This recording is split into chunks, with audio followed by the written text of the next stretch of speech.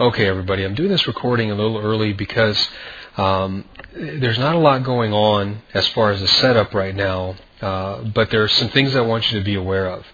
Right now, support is building down here at 2.0536, and resistance is building up here at about 2.0680. So we have a very narrow band where the market is trading, and it's formed this pennant pattern over the last 3 trading sessions.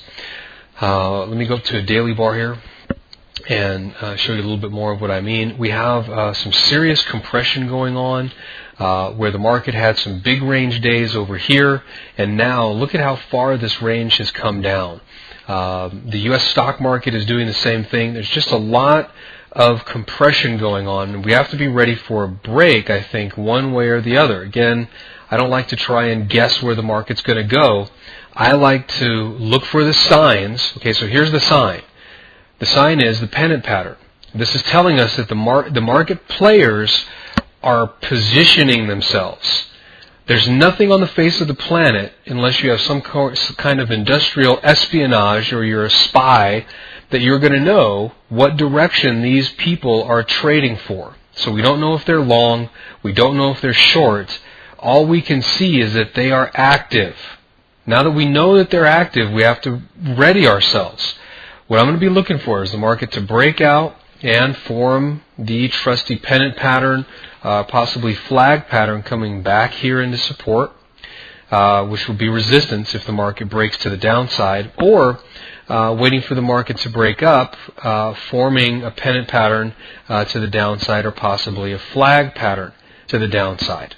Either way, I want to wait for the market to form up. I want to wait for the market to tip its hand and show me that it's ready to move. Now, one thing to consider as well is that if the market does get into this area, we have a significant amount of resistance up here. I mean, look at how many days tried to push through this level and just couldn't get going. 1, 2, 3, 4, 5, 6 days where the market struggled to break through. Finally, it breaks through, and what happens the very next day? Boom! Falls right back down, and now we have 3 more days where the market is having trouble penetrating to the upside. All of this is pointing to a bearish move for the pound. However, don't get ahead of yourself. Don't think you can second guess the market or get ahead of the market. Wait until things form up. It'll probably happen over the next couple of days. We've got a lot of news coming out from the U.S. and over tomorrow's session and the next session after that. So keep your powder dry and just stay ready.